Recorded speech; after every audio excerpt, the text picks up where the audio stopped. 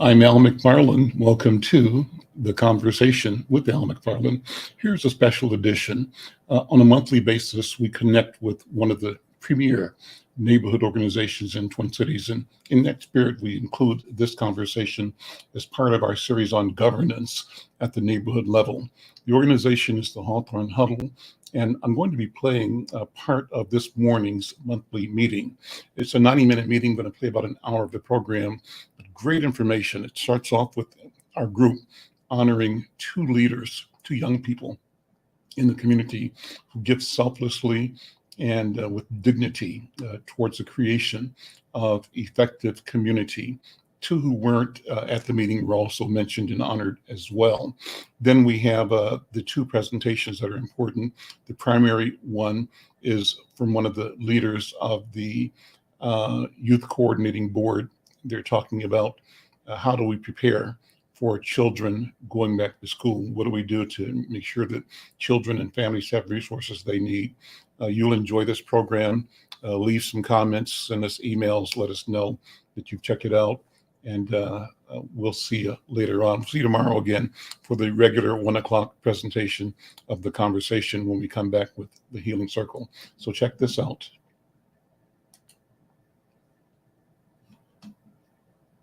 That being said, I would like for my good friend, Mr. Bobby Joe Champion, to please unmute. And if he could please say a few words about Ms. Shamika, I'd be really grateful.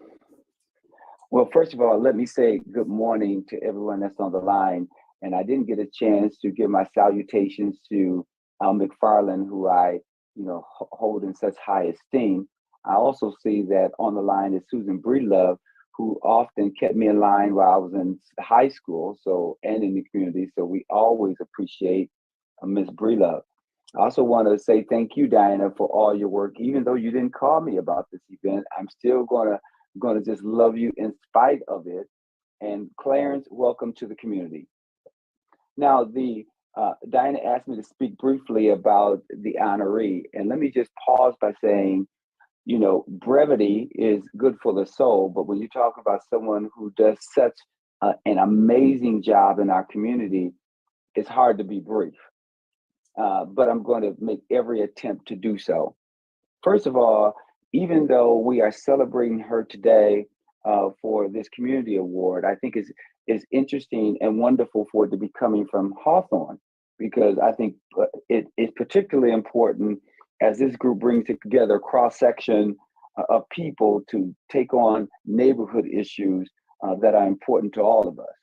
And you are community, and to have you celebrate those who serve and work in the community is an amazing thing, right? And you look for solutions. And I think for you to honor Shamika by lifting her up as an example, as a replicatable example for others to say, hey, that is a wonderful thing. And service cannot be diminished. Martin Luther King said, if you ever want to be great, serve. And so that to me is important. So how has Shamika served? One, even before, first of all, I think it's important to note that she's a mother of three.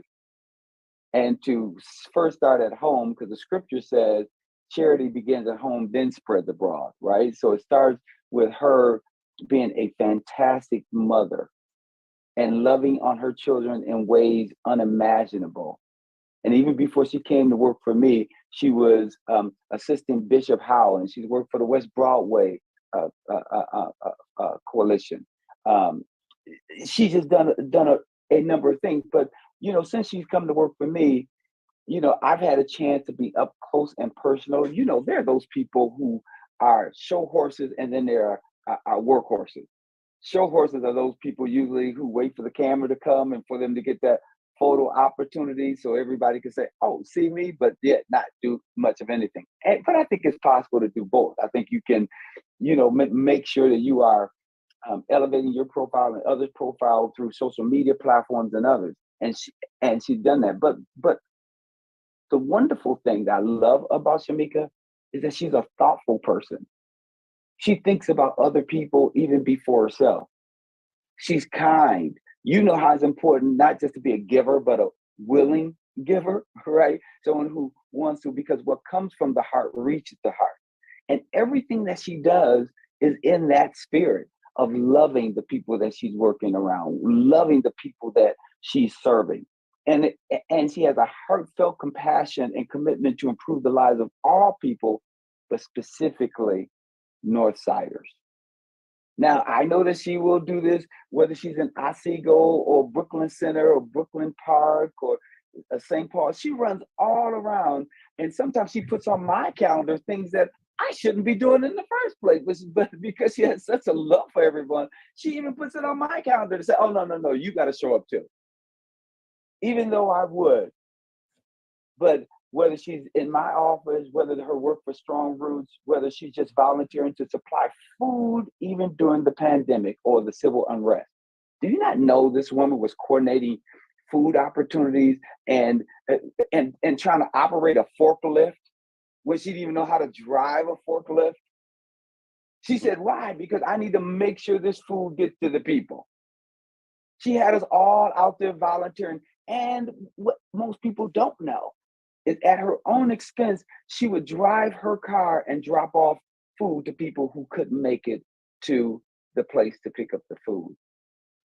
To me, that is an extraordinary person. And she's an extraordinary individual.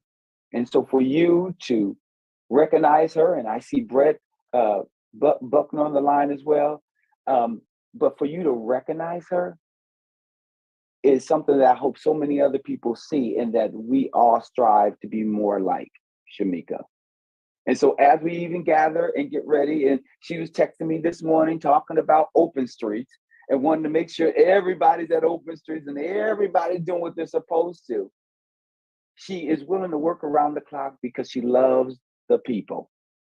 And to love people, as I see in Al McFarland, when he's writing and when he's talking and advocating for us, even when no one else is around. When I see others advocating for folks, even when it's not popular, that really speaks more to one's heart, and that is Shamika. So thank you so much, and thank you for allowing me to have a few words. And I hope that my love for her emanates through this virtual reality. I like to call it virtual reality, right? But through this platform, because she, of all people, deserves it. And so thank you so very much. And thank you for the opportunity to say some brief words about her. And Shamika, I'll be looking for my $20 after this for saying all these wonderful things about you. Thank you so much. See, Bobby, that's why I love you, and I got to just add on, and I think he kind of said it all. So he was the right person to do that. But before we have Shamika say a few words, I just want to say, as a person who has worked with her, watched her grow, even from community leader to the political field, every word he said, I echo it. He's absolutely right. So my hat's off to you, and I am so grateful that we have presented you with this award. So can you please speak up, Miss Lady, and say a few Before words? she does, Diana, I guess I want to jump in here and add another second to it. I had a chance to interview her recently for the conversation, but I've been working with her through Bobby and through other projects in community. And I can tell you that Shamika is one phenomenal human being. And she's both inspirational, focused, clear, persistent, and undaunted. She is not perturbed, or I would call her unflappable, right? Nothing, it seems to me, either frightens her or takes her off course, shifts her focus from the task at hand. And I think in every way, all you can say about her is that this is an admirable person, a person that is guided and empowered by the Spirit, and a person on a mission. And for that, I am so pleased and proud to know her and to have a chance to work with her. I celebrate her like all of us do, and stand here to bear witness that she is indeed a champion, a jewel, and a representative of the best of what a human being could be. So with that, Shamika, good morning, and thank you for being Shamika. Oh, Thank you. Good morning. Y'all making me emotional. Oh my goodness. Well, good morning. Thank you all so much. I see you just had the picture of, I was hoping I'd be able to show the award, but I wasn't certain how it was going to show up on my screen. Oh yeah, it doesn't show up on my screen, but I did receive them in the mail, Diana, and thank you all so much. Thank you, Senator Champion, for your words. Thank you, Diana and Hawthorne, for the awards. Thank you, Al, for your words. To all of you on the line, I really look up to each and every one of you. And I remember when Miss Diana kind of took me under her wing when I first started doing stuff, she was like, oh, come on, you got this. Let's do this. Let's do that. I'm like, okay, cool, let's do it. And so I just thank you for the example that you've been, and then the unconditional love that you've always shown me, and partnership and community and connections, and you've always uplifted me, and I appreciate that. Same thing with you, Al. I'm grateful. You know, I know you've been doing this for forever. And so I'm just so grateful to stand on the shoulders of people like you all. And I really am speechless because I'm a little emotional. When I opened up the award, I was like, oh my God, this is so, it's so pretty and it's so nice. And just hearing all the nice things that you all said, like it, you know, there's a lot of good community leaders. And I think that it really takes a village of us to do great things for the community. And I'm grateful to be one of you. So thank you all so much. Thank you for the words. Thank you for the award. And thank you for the support. I want to add one more thing too. Let me just keep making you more embarrassed, Jamaica. But you are so impressive. I'm thinking as you're speaking about your story in the interview, you're talking about how you answered the call to be of service from Senator Champion, that when he first reached out to you, he knew you as an organizer, as a professional, as a person committed to community. And you said, politics, nah. You didn't see yourself in that light, but you answered the call. And kudos to Senator Champion, who said, even if you don't see it, I see it, and come with me. And you, as he said, were a willing worker. That is so phenomenal. So thanks again, great story. And I think we'll be posting that story, the interview in Insight fairly soon. But thank you, Shamika, thank you so much. Absolutely. No, that is absolutely true. He definitely took a chance on me, and politics was not my cup of tea. And I was a little, not even a lot of nervous about doing anything political. I feel like I could be an assistant all day and book calendars and talk to people, but was definitely nervous about the politics. And he definitely took me under his wing and has, elevated my platform for things and helped me along the way. And I think we're a good team. So thank you, Senator Champion. I'm grateful.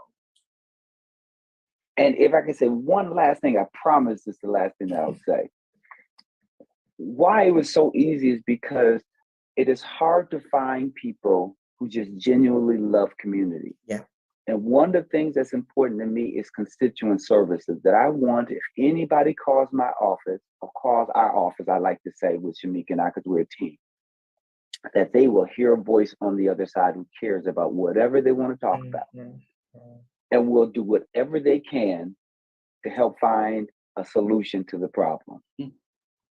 That is not something that everybody does. There are people who have the skill set, but not the heart for it. There's some people who have the heart for it, but not the skill set. Shamika brings an important balance to both, where she has the heart for people, and I don't even have to wonder whether she is going to be rude to people or be, diligent enough or persistent enough to get the staff to do what they need to. Because unfortunately, sometimes in St. Paul, they are not always as responsive to our community in the way that they should. But it's good to have a team member and someone who walks alongside me and I them. And when you see me and she and I are walking together, I'm proud to be standing next to her. In fact, sometimes people will say, oh, I know Shamika. And I say, well, good, because if you know her, then that's good, right? And I'm just pleased and thank you all again, Hawthorne. I can't say how profoundly proud I am of all the work that you do, and profoundly proud of your willingness to honor individuals who are serving us and yet leading us all at the same time. So thank you so very much. You're welcome. You're welcome. Mr. L, Mr. Clarence is having technical difficulties. Mhm. And I see that the person that you were not going to honor is not here yet. So we're going to have you do Mr. Buckner for us, if you don't mind. I'd be glad to. I'd be honored to do. I knew Brett's daddy, and so what I know is that blood is thicker than water, and there's a commitment that runs through his veins that talks and speaks about community, about North High, about Fifth Ward, about Hawthorne, about Near North, all day and all night. It speaks about Minneapolis and Twin Cities. It speaks about Minnesota. There's a commitment, an impulse, a command in him. It's bigger than him. He's a vessel for an energy that brings accountability and also opens up, lifts up possibility for our community. Brett Buckner is tireless, always thinking, always working, always networking, but bringing his unique gift, the ability to put the pieces together, to see configurations of what can be before that becomes obvious to everybody else. And his gift, his skill, is the ability to convince others, all of us, to see it the way he sees it, to join him in bringing the vision, the idea, the work into clear focus, into reality, and building community brick by brick, step by step, movement by movement. And Brett's been doing this forever, born to do it, continues to do it, does it in a way that says he can't help himself. This is who he is and what he does. So Brett, I want to honor you, and it's my pleasure to honor you, pleasure to know you, to know that, again, like Shamika, everybody can count on you. Mm-hmm. They know where you are. They know what you're going to do, know what you're going to say, and know that you will deliver every time. Brett Buckner, I joined the community and joined Hawthorne and all of your friends and your relatives. I call myself a relative of yours, in lifting you up, telling you we praise you, we thank you, and we honor you today with this award. Brett Buckner. And before he speaks, I would like to add, and anybody else can add if they would like any words of wisdom or kindness about Brett. A lot of people ask me about the small picture down at the bottom. Just so you know, that is a special symbolization of myself and Al and Clarence.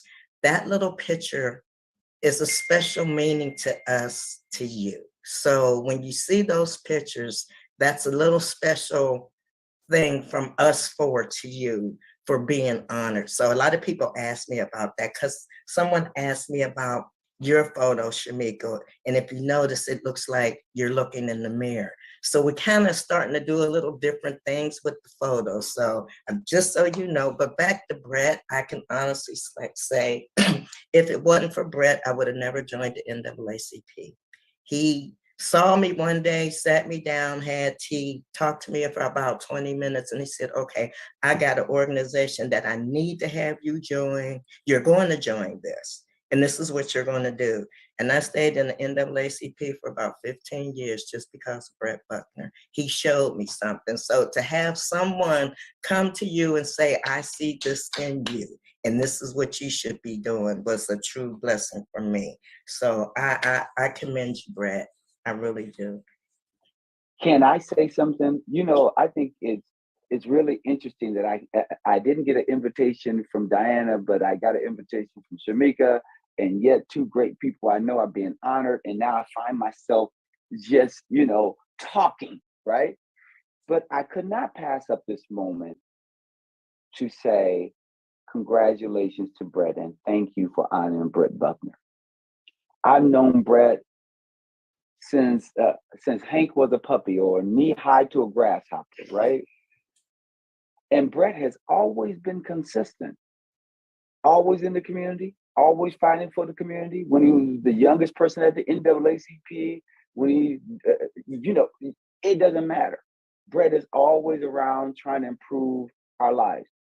Brett is now doing an organization called Seeds to Harvest.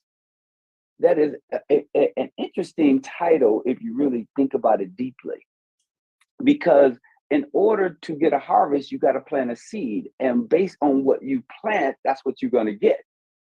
And they've been really focused on how do we make sure that we are planting seeds of positivity in our young people and in our community, so that as they grow and they develop and live up to their God-given potential, that we get this wonderful harvest. So in order to do that, you have to nurture, you have to plan, you have to manage and maintain what you put forward. And guess what? And then we all benefit. So I think that's wonderful. Did you also know that Brett did a show called Hip Hop and Politics? Brett and his other friends were trying to find a creative way to make sure young people would get involved in politics. And I love that. But the creativity of doing hip hop and politics is something. And then just think about all the work that he's doing at North Commons Park, an iconic park in our community. I was successful in getting $5 million for North Commons Park and other money. But that was also largely because of who? Brett calling me up, seeing me at a free house and in the community. Hey, we need to get some money for North Commons Park. And Brett and the others were pushing for that money even before anyone from the park was pushing for the money. So now the park is all giddy about it, but guess what? They were not giddy about it before. And North Commons Park wasn't even on their legislative priority. But you know who forced that to happen? Brett and his friends. They stayed the course from Coach Talley to all the folks he gathered around the table in order to make it happen. And now what are we doing? We're doing a revision, a reimagination plan at North Commons. And even when they didn't want to give Brett and his group money for community engagement, guess what Brett was doing? Community engagement, knocking on doors still. And so I just lift you up, Brett. Thank you so much. Thank you for Seeds to Harvest. Thank you for your partnership. Thank you for caring about us and our young people. And thank you again, Hawthorne. And I promise I'm going to be quiet now, and I'm in fact going to go off. Okay? Thank you.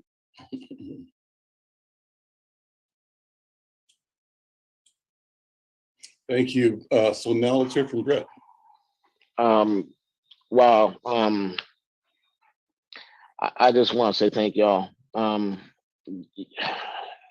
Y'all have been there in some very challenging times. You've lifted me up. You've kept me going. Al, Diana, Bob, all y'all. You know who your friends are when you're at your most challenged. And without fail, I've been able to call upon all y'all to say, okay, how are we gonna get through something? And without fail, y'all continue to push forward. And I can't appreciate y'all enough for that. And I'll be perfectly honest, this has been a very difficult time for all of us, as y'all know, but difficult time for me as we're trying to pivot and trying to keep things going and hold people accountable. But without fail, y'all have been there, and I can't thank y'all enough for that. Al, you are correct. And I didn't even know it at the time. I am my daddy and my mama's child, as relates to the commitment for this community and how we are shown throughout the state. And even the stuff that we're doing now with Open Streets, and Shamika and Bobby, thank you for, putting trust into us and, rolling with us through our things as well, getting things together for the basketball tournament and everything else, that we're here to show the best of our community. And, I think the best is before us as we're developing these various projects. And I cannot, again, I've been overwhelmed with this award.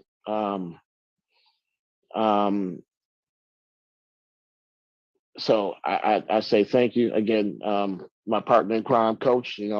I know his is coming very soon as well, so we get to do this, next time. And what we're trying to look at right now is how do we really start to overcome these challenges. I mean, the information that Bill was sharing with us and how we overcome COVID, we'll do it together. But I know that we will do it because I know that there's people like y'all that continue to uplift people like me. And I appreciate y'all so much. So I will be perfectly honest, I'm overwhelmed again today.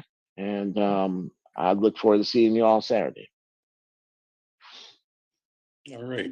Any other comments? Let me jump in, or words of respect and praise. Everything that's been said about you, Brett, well-deserved, true. And your comments, Brett, just wonderful as well.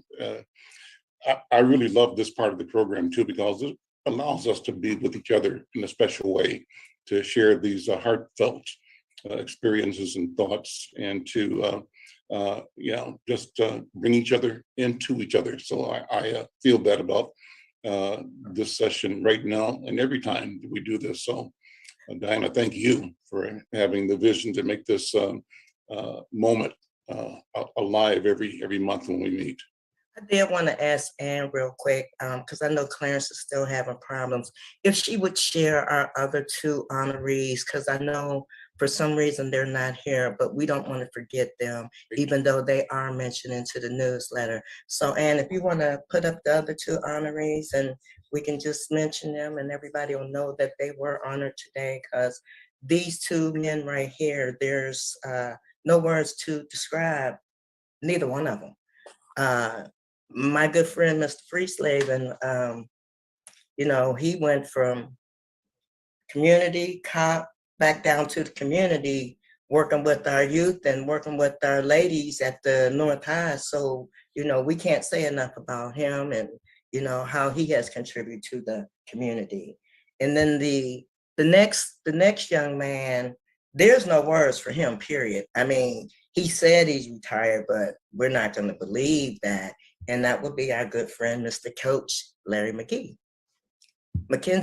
I'm sorry, Larry McKenzie. I am so sorry. But yes, he's going to be missed. I know that. Susan, I know you work with him for a good while. And it's just, we can go on and on about the coach, but those two right there, I didn't want to forget them. So thank you, Anne. And I'll turn it back over to you, Al, to start the main program. Great, thank you. And I great honorees, men who really deserve our attention, our praise, and our respect, and our gratitude. I recently also interviewed Coach McKenzie. What a great story he has to tell about his personal journey and what has given him both faith and a commitment, a stick-to-itiveness, and a winning attitude. And what a phenomenal career he has had, being a standard bearer and demonstrating that we can win. And Mike Freeslaven, a unique and rare, wonderful human being, a great guy and a great leader and a great servant in the neighborhood. I remember hanging out at events in the community, and Mike just walks up like he'd been knowing me 45 years. And I just met him and started having conversation about what's happening around the corner. And so that's a gift. That really is a gift, to be present and to be concerned and to be genuine every time with everybody. So our community is right. Hawthorne is right in recognizing that gift, that talent, that genius that all four of you bring to daily life in our community. So thanks to all of you. And again, thanks to Diana, you and for initiating and making sure that we take the time to honor each other. It's so important that we do this. Well, let's keep this is Clarence. Go ahead. Go ahead, Clarence. Okay, I'm sorry. I'm having all kind of technical difficulties, but I couldn't let this event go without saying something about Brett. Awesome. And I'm going to be like Bobby Senator said, brevity is good for the soul. So I'm going to be real brief about this. I met him probably about 20 years ago when we were working with the Pan-African Community Endowment Fund. I've had the opportunity to observe him with my work over here in Hawthorne. I've had the chance to just quietly watch him as he has worked very diligently in the community. And I also just want to say very honestly, I'm honored that that we are honoring him, because I think that that he is definitely worthy of receiving the work or receiving this award. I've seen the struggles that he's had, and I think that I want him to know that we as a community, respect him, love him, and will do everything we can to support him. And that's my story, and I'm sticking to it. Wonderful, wonderful, wonderful. Well, let's keep moving, and we've got a great set of guests for our main topic. I'm going to just introduce them, and we'll let it roll from there. Our topic: early childhood landscape overviews, and how do we get children ready for school? So with that, Deby Ziesmer, who is the early childhood director at Minneapolis Youth Coordinating Board, is going to present. And of course, she'll be joined by our friend and colleague and leader at Big Brothers Big Sisters, Pat Sukham. Pat is the executive director. With that, both of you guys come on and you can present as you would and share.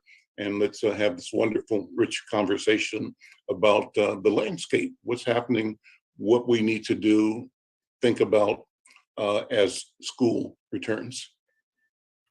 Thank you. My name is Deby Ziesmer. Thanks for the introduction, and thank you for inviting me today.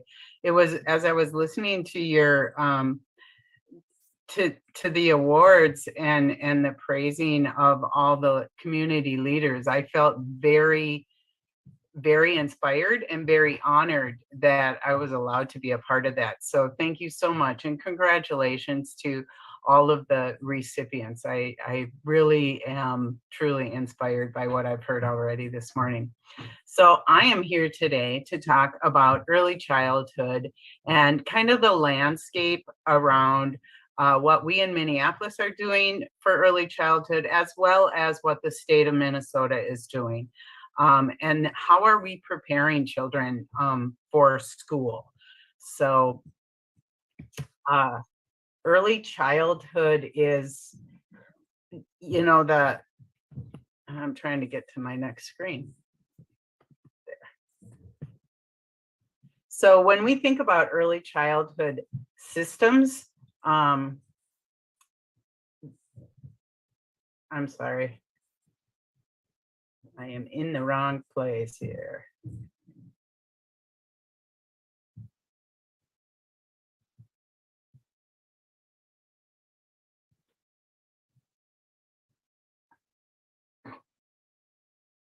There we go. When we think about the early childhood systems and what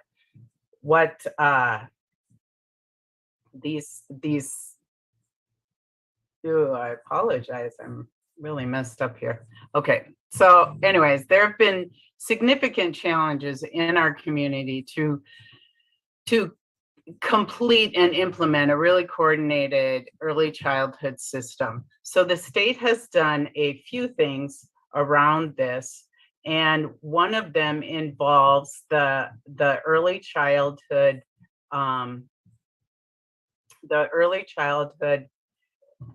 preschool development grant fund, right? So the early childhood preschool development grant has been, I'm gonna stop sharing my screen here so I can read my notes, and I will sound so much better and well educated that way.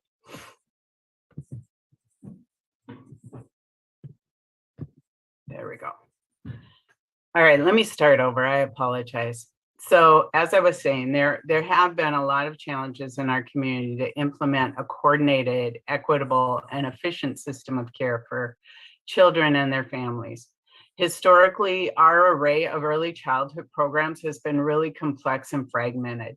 And this is due in part to differences in who offers programs, how they're funded, and the variation in their eligibility and other requirements.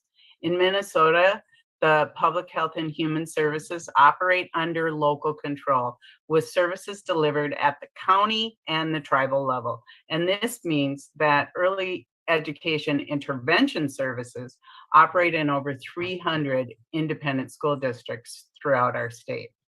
Tribal nations and community-based organizations offer culturally relevant services, but these services are often unknown by community members.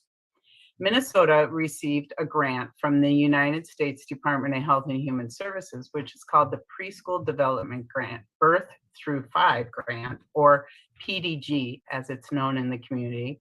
And this reviews and improves the support Minnesota provides to pregnant families and families with children ages 5 and below.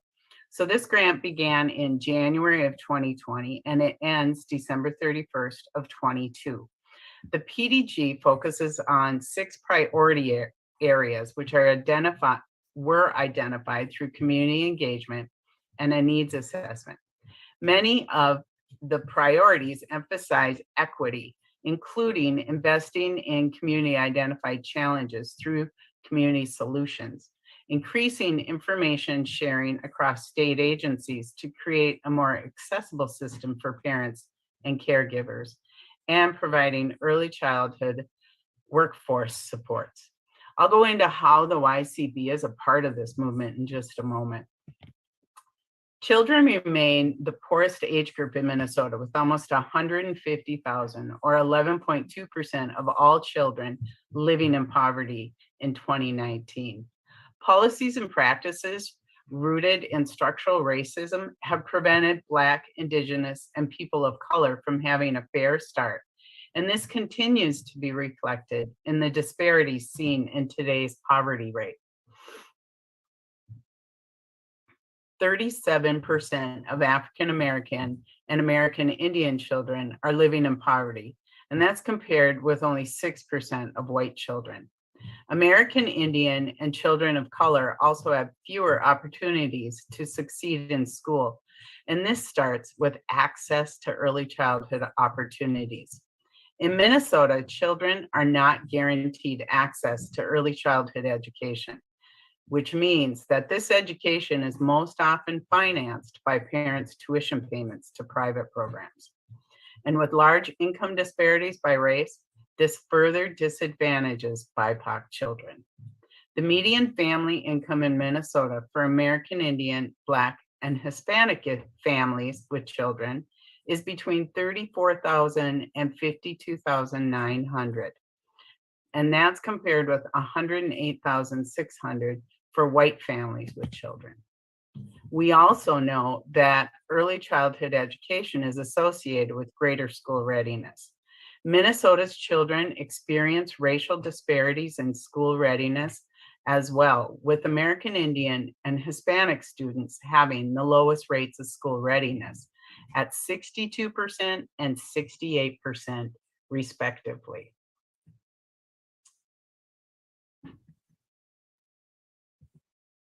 How has COVID-19 affected this? And what is its impact? So as we all know, COVID-19 has altered our day-to-day life in many ways, both obvious and subtle.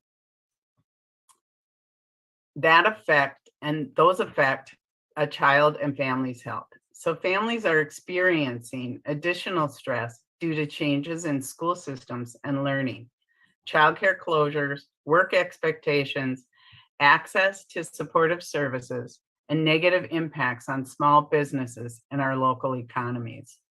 This continued ambiguity and change in daily life can lead to tense parenting relationships, increased anxiety in both parents and children, and increased fear. Childcare systems and businesses were already struggling in Minnesota before the pandemic. And these struggles have been exacerbated as capacity limits have been imposed. As a result, many families are opting to keep their children home or in more informal types of care. Comprehensive early childhood systems, including childcare, are the backbone of our society. We need these systems to function well in order for our future generations to thrive. So what are some strategies? Well, the first strategy focuses on the implementation of a navigation system that has both electronic and human aspects for families and early childhood caregivers to connect and coordinate referrals, service provision, and also follow up on communication. This is going to help families of young children better coordinate and access comprehensive family-centered services. And here's where the YCB comes in. The YCB serves as a community resource hub, which is a pilot for the state to learn and determine what to promote for a statewide model. This was developed as a learning model, and it works towards the following goals: making it easier for families to get what they need, increasing access to services, and growing community engagement and support community developed solutions. The YCB hubs are operated through community navigators. We have navigators in 5 early childhood programs, as well as the Cedar Riverside community. These navigators offer supports and services to families through community resources, which are based on the specific needs of each family. The second strategy, recruiting, retaining, and supporting a diverse professional workforce, really wants to support that workforce to make the early childhood programs and services possible. So professionally training early childhood educators and paying them a living wage with benefits for the essential job they perform, it's an important component of providing high quality care. It's also important to recognize that diversity in this workforce is essential. The relationships built between caregivers and children are an important element for healthy, thriving children and families in Minnesota. The Youth Coordinating Board offers professional training to providers, both licensed and unlicensed family, friend, and neighbor providers. In addition to training, we also provide technical assistance to our community partners and represent them in the policy coalitions and advocacy groups to make sure their voice is heard and their needs are being addressed. The next strategy is maximizing and increasing funding to support statewide programs that serve families who are pregnant and parenting young children. So this really focuses on increasing the capacity of existing early childhood programs and maximizing new opportunities to test and expand services that will increase coordination and access to services for families with young children. Through our work with family, friend, and neighbor caregivers, we are working to expand and increase the capacity of childcare through training and technical support. This is especially important to the communities we serve. With childcare being so hard to find and so expensive, it's more critical than ever to support our informal caregivers. That's what we call the FFN caregivers. Those are grandparents, older siblings, auntie, your best friend next door that are helping you raise your children. That's that village that surrounds us. So now, how can we help these children get ready for school, and how are we helping them go back to school right now? Transitioning back to early childhood programs or school or starting them for the first time can create extra challenges, particularly in times of stress. The start of a new school year can mean going back to early care and education programs or school after a long break, or attending that program for the first time. A new start means a lot of changes, new routines, meeting new people. Young children are often wary of strangers, and they want to stay close to their parents and other familiar and trusted caregivers. Until they're old enough to talk clearly about their feelings, it's really hard to explain to them that a new caregiver is going to protect them. This means it takes time for children to get used to new people. School-age children who are sensitive or easily worried, or those who have developmental delays, they may need extra time to adjust as well. And it's often easier for young children to make that transition if they've spent some time with their parents and the new person together. Parents often worry about their child making this transition, and it's easier for parents to stay calm and be reassuring if they know their child's teacher and they feel comfortable with them. Transitions can also be extra hard when there's extra stress. In recent years, a lot of early childhood programs had to use prevention measures, such as keeping physical distance between people, using masks for teachers and children older than 2 years old. In a lot of centers, masks are still being worn inside centers, especially in the Twin Cities area. And also limiting contact between program staff and families. And that's been very challenging. As COVID-19 community levels change, programs can add or remove prevention strategies. And these changes in strategies mean changes in routine for the children. Many programs were closed to in-person learning at the beginning of the pandemic and during local outbreaks of diseases. And some programs might continue to shut down for short periods of time. A lot of that now is more around lack of staff. When staff get sick, there's nobody to replace them. So therefore the program has to close, whether it's closing a classroom or closing a whole program. And for children who start in-person care after the break, changes to the space, to their routines, they've made everything look and feel different. And now I want to talk about the masks, right? Masks were essential. We know that we were required to wear masks. And like I said, a lot of places are still required. And being around masked faces adds to a child's feelings of uncertainty, because young children learn how to read those facial expressions. And that's how they learn how to communicate their feelings. And that it also provides them with reassurance. And, you know, wearing masks makes this difficult. So think about children right now today, really anybody under the age of six and under. The last few years, everybody's been in masks. They have not been able to learn how to read those facial cues. So they don't have that skill. So they're already a couple years behind in that developmental area. And now as masks come off, they're misreading the cues. They don't know how. And this is seen by a lot of the adults as behavior issues. When it's not really a behavior issue, it's lack of skill and it's being behind. So I just wanted to point that out, because that's something I've really been talking to a lot of caregivers and providers about recently, is helping children learn how to read those cues and helping them get caught up in that area.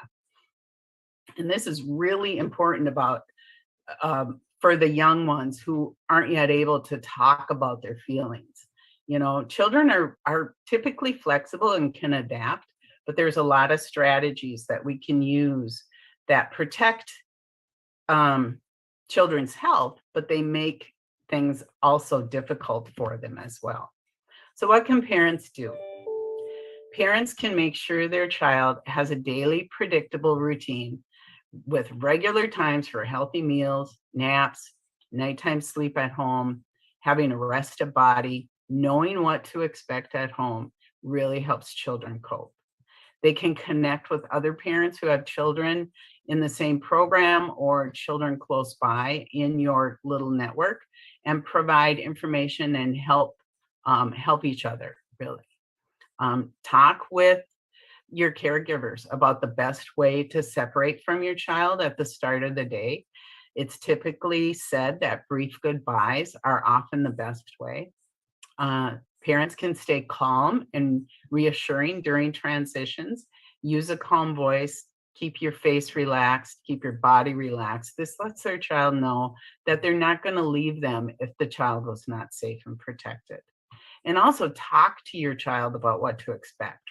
Help them with strategies, no matter how old they are, even as infants. We can talk to them because they understand a lot more than we think they do. And just staying positive.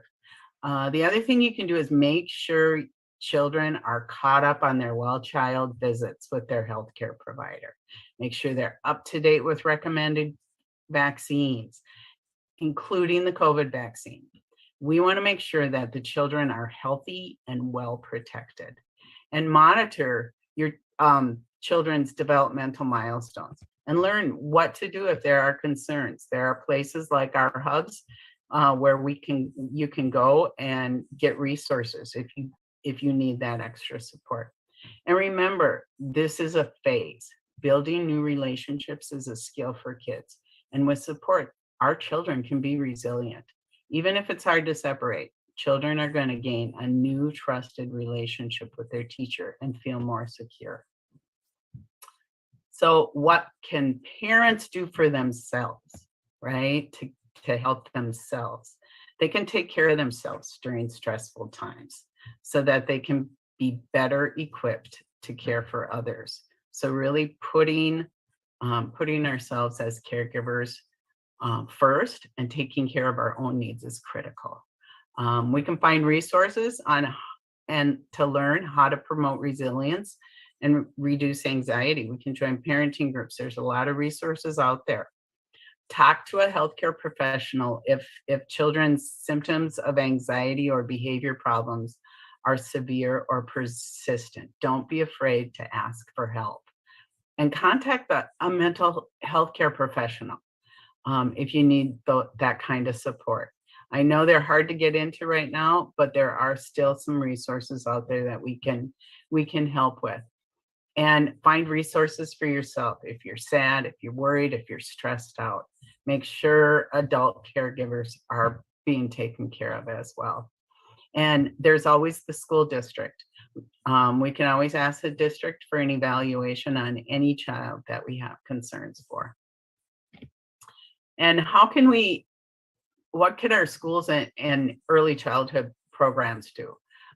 We can provide staff with staff development, and we can support teachers if there's more children than usual who are having difficulty with transitions. And we can make sure that the resources for staff health and well-being are up to code and not up to code, but up to standards, and really are providing what they need. And make sure the teachers and caregivers have access to the mental health support they need, because everybody's dealing with their own stress, their own losses, their own trauma related to the pandemic. And I always want to stress, including resources for that social emotional learning. There's a lot of things out there.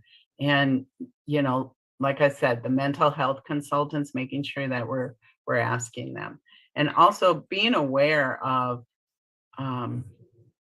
what the developmental milestones are for children, and realizing that our children if a child is progressing at their own pace, they're progressing, and it's nothing to be super stressed about. We don't have to make sure every child is reading by the time they go to kindergarten. That's not what children are supposed to be doing.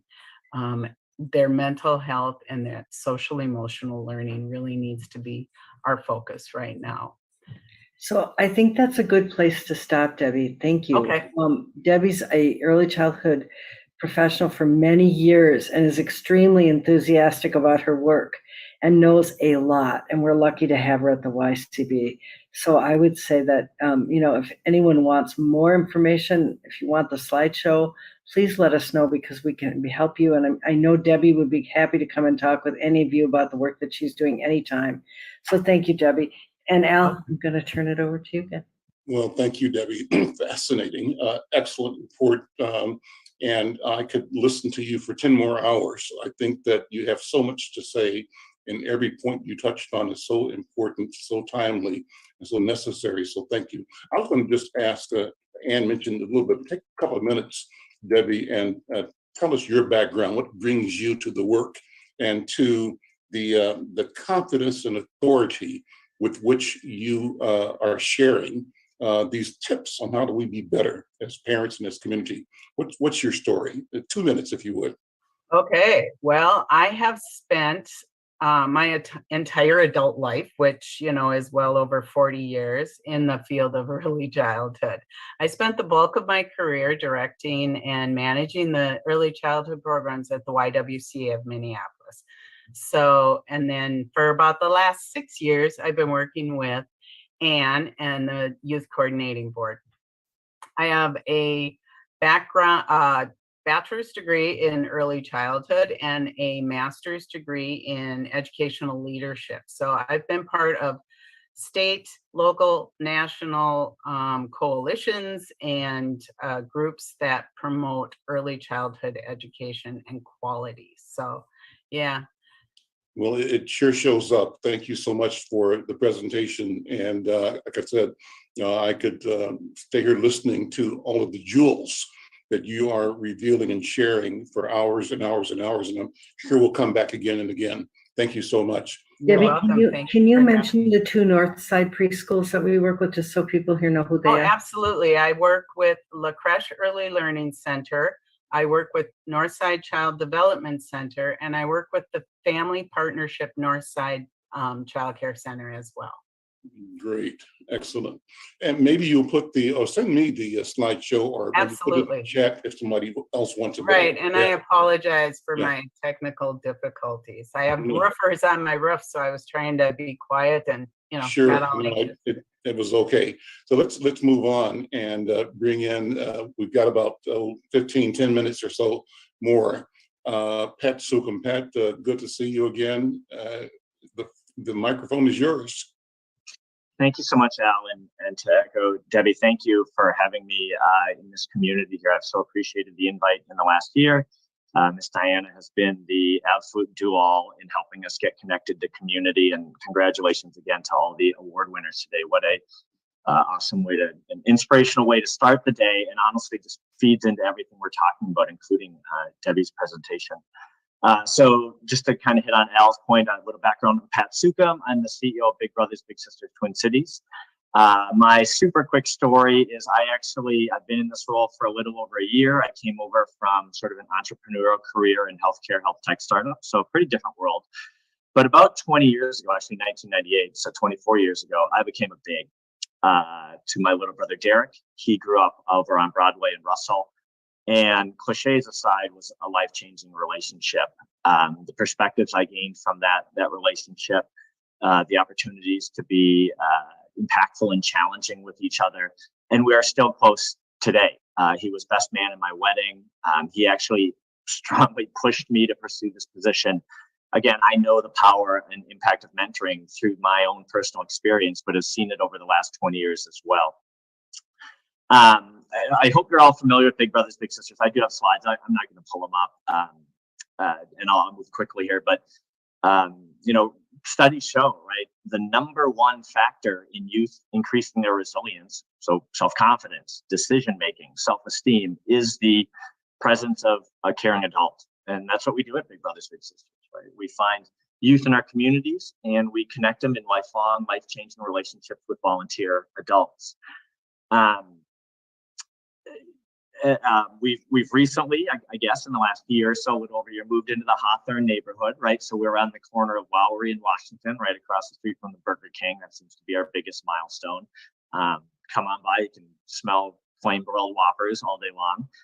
It's not so bad. And the work we're doing in community. So, we have a number of multiple programs. We serve over 2,000 youth in the Twin Cities area. So we serve 5 major counties with around 200 of our youth in the 411 and 412 area codes. So really, wanting to make sure we understand our neighborhood, how we can best fit into community, some of the quick impact stats we have. And I mentioned sort of the ability to increase resilience, and some of the output of that is, we do have 93% of our littles in our program graduate high school, 79% plan to attend Post-secondary, 22% less likely to skip school, 41% less likely to be arrested, 42% lower substance use. So some of those correlations to the work we do, knowing that we sit within this village, right? That we're working with Deby, we're working with other programs to help build that relationship. Much of what we do when we create these relationships is initially it's about showing up, right? Having consistency, both parties. And then through that, you create trust. And through that trusted relationship, you can again begin to challenge each other, push each other in a way, where that relationship really creates the foundation to move forward with that trusting basis. And we see the impact on both the littles, like I mentioned, and the bigs as well, right? 80% of bigs feel more connected to their community. Over half of bigs feel that becoming a mentor has helped them with their mental health and trauma coping. So that the benefits to both sides within that. Again, don't want to take a lot of time because really would love to spend whatever time is available here to open a discussion with this group. As we moved into Hawthorne, and knowing that, we are nationally, we're a 120-year-old organization, and that history brings a lot of advantages, but honestly also brings a lot of baggage, brings a lot of nuance, brings a lot of evolution that we need to go through. I'm in the neighborhood, and I